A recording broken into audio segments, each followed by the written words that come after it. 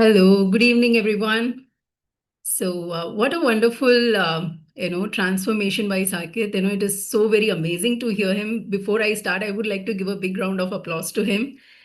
And without wasting much time, let me go ahead with my topic. I hope you're all able to see my screen.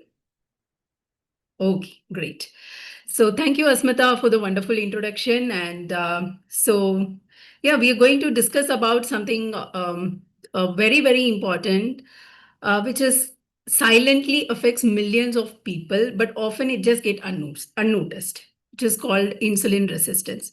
So, I'm just going to tell as much as possible in simple details so that we can, understand and apply in our daily life. First, why we have to understand about insulin resistance? Because nowadays, if you see in every other household, uh, we see somebody who has, diabetes, either our uncle, aunt, or parents, or high BP, thyroid issues, cholesterol issues. We have someone or the other, right?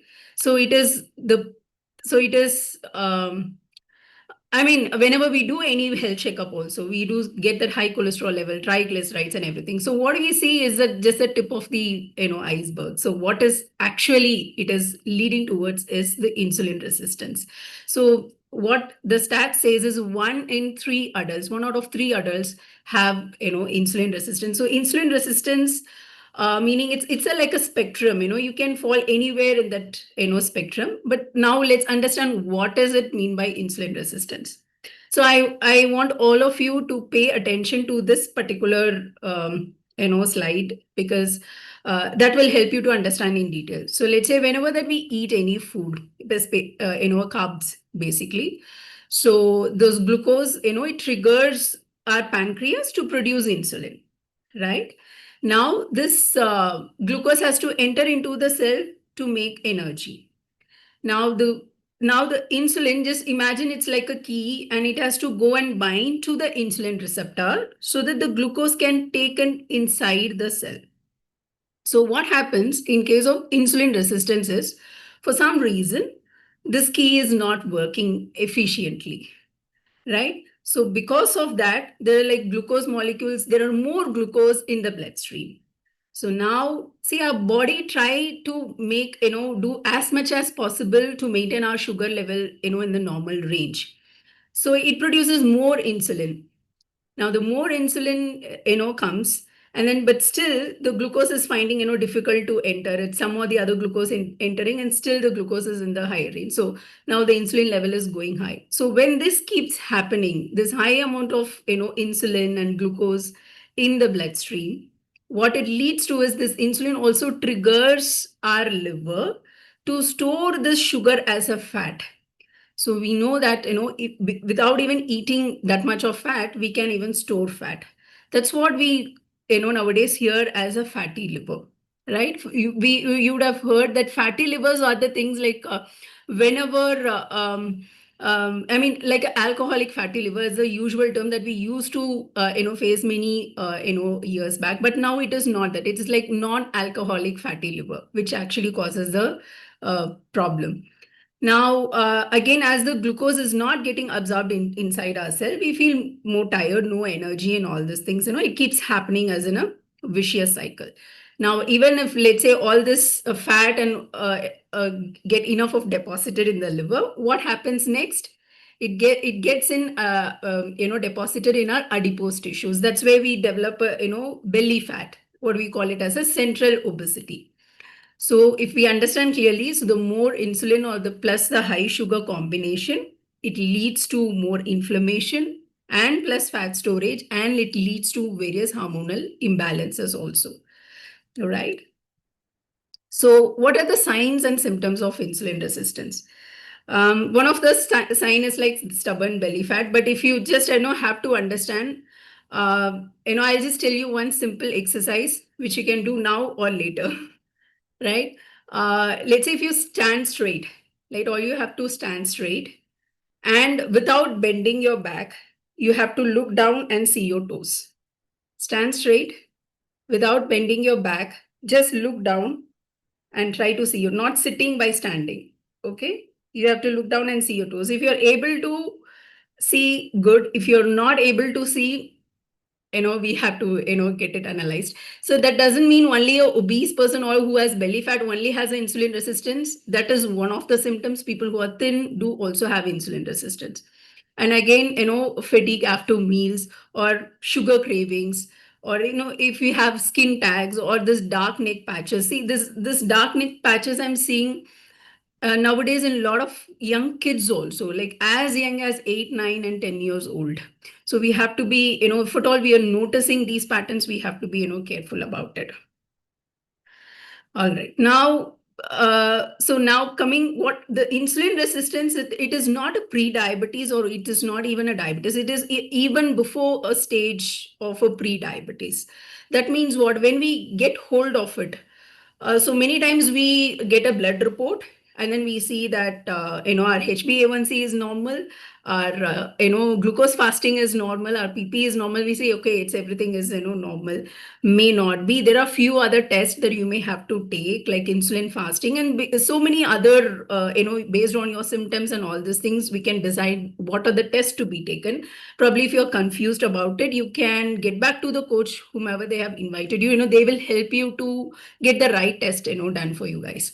So like I said, it is even before a stage of a pre-diabetes. So that means what? That we have a good time, if we catch hold well in advance, that we don't even enter into a full-fledged any metabolic disorder. And again, classical symptoms that we get is a high triglycerides level. See, the normal triglycerides level, it should be less than 100, but it should not definitely cross 150 and plus. So if at all our triglycerides is high, it is again one of the symptoms that are we do have an some degree of an insulin resistance, like we already discussed, pot belly, or a suboptimal thyroid function, or a high blood pressure. See how insulin can resistance can lead to high blood pressure is, let's say if the insulin, it's like more amount of insulin is in the bloodstream, then it also makes the body to retain a lot of sodium, so which also changes the blood volume, right? That the density, what we can say. So that increases the blood pressure, risk of high blood pressure. And it not only, like we say, increase the triglycerides, it's also lower your HDL. So wherever we take a blood report, we say okay, it is like borderline low of HDL, it is okay, I can do something.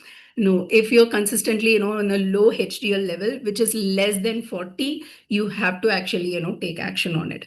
I think I've already told about the non-alcoholic fatty liver, which is very, very, very common nowadays. And of course PCOS, this high level of insulin, it also leads to high level of testosterone, a lot of other imbalance, and it leads to PCOS, which is like 1 out of 3 women are suffering from PCOS, right? So we have seen, what are the metabolic syndrome that it can cause. But what is the root cause? I mean, what am I maybe basically doing wrong? Why do I have a, end up having an insulin resistance? So we have to understand any chronic condition, right? It won't happen like I just had something a day before yesterday and today I had. It can happen only in terms of food poison. But in any time of anything with related to a lifestyle disorder, we can take on an average of 2 to 5 years of, let's say, not of physical abuse. It can be of any ways, eating a food which is like high refined carbohydrates or sugary drinks, all these things contribute towards it, and sedentary lifestyle. See, nowadays it is hard to find people who are active, at least walking for more than 30 minutes, right? So that plays an important role. Another thing is chronic stress and poor sleep. See, now if I we talk to someone, they're saying stress is something very common. Sometimes they show it as a pride. Oh, I have a stress, kind of a thing. No, it's not. So if you are constantly under some stress or poor sleep, we have to work on it. And if you have any other gut related issues, right, as simple as acidity, bloating, or constipation, something, if it's going wrong in the gut, it can easily lead to insulin resistance. Another thing is the environmental toxins. So it can be from our plastics or whatever that we're using, or pesticides, or a non-stick cookware. All these things can contributes towards it. So now what can we do for it? So first thing is, can we reverse it? We had a proof right in front of today's session, Saket. His HbA1c level was way higher, and he reversed it, and he has been maintaining it for so many months without medication. So I don't have to say anything. Of course, if we do the right things, yes, we can reverse it. So what we can do about it? First thing is balanced, food plate. It's like, you have to have a protein, fiber, carbs, and healthy fat in your meal. So I'll, go a little bit deeper also, what you can then do as an action items. But first thing is this. Second thing is movement. Like I said, minimum focus on 30 minutes of any kind of, activities. And for your, stress, try practicing some meditations or yoga nidra, things like that. And you should focus on getting a good quality sleep of at least a 7 to 8 hours. And for taking care of your gut health, good amount of a fiber and hydration plays a very, very important role. And when it comes to the toxins, replace all your plastic water bottles or whatsoever, with your steel or a glass water bottle. Go for organic vegetables, organic produce as much as that you can, and switch your pressure cooker and the non-stick, all these things into a good quality, stainless steel cookware, right? So all these things are good. Now I'm going to tell you something quick that you can implement from tomorrow onwards. See, when we listen to Sakit's story, we all, okay, we all had questions in our mind, right? How many months it took, what all that you had made, all these things. But what we are actually looking for, some magical solutions. Actually, the thing is, when we do the right things consistently, the simple things, results do get come, and when we follow the right process. So when I say protein in every meal, that doesn't mean, right, let's say when you're eating some idli and chutney, it's not protein. Okay. When you're having some lemon rice with some this thing, or tamarind rice with something, it does not have protein. So we have to see, like, every single meal of yours has good quality protein. Number one. Second is, after every meal, right, walk for at least 10 minutes. Right. And let's say after your lunch, let's say if you can plan for 20 minutes, and after dinner, 10 minutes, is almost like 30 minutes of walking is taken care. Another thing is, try to sleep before 10:30 or 11 max, right? And ensure 7 to 8 hours of good quality sleep. And all your drinks, basically, could be your sugary drinks or high, too many frequency of a tea and coffee. Try and replace with a lemon water, a lot of herbal teas, detox waters, you can do that. So the thing is not doing something magical thing.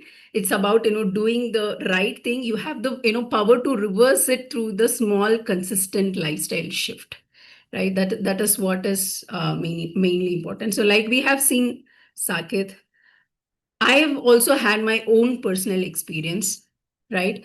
I've been also diagnosed with PCOS. I do have, because I've never, like we say, no, overweight. It's not only overweight. Even a person, who's not that overweight can also have an insulin resistant. I was struggling with it.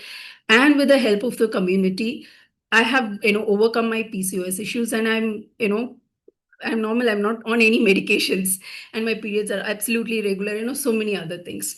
So, you can be here too, right?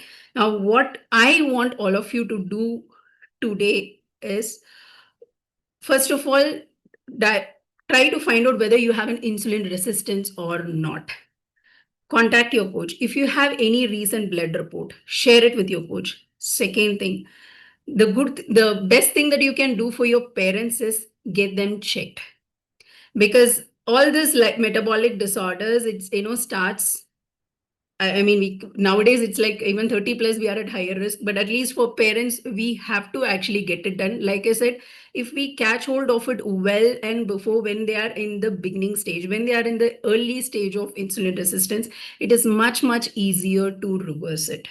Right. I would like to see some of you to put it that, yes, I will contact my coach today to just to get it verified whether to proceed further, whether I have an insulin resistance or not. If you're going to do it, please type yes in the chat box, because I don't want just to be, good to listen story and go and again follow things. I want some action takers. So do we have some action takers over here? I like to see some yeses. Very good. Very good. I could see a lot of yes. Yes, absolutely. So this is what I want to share it with you. Thank you so much.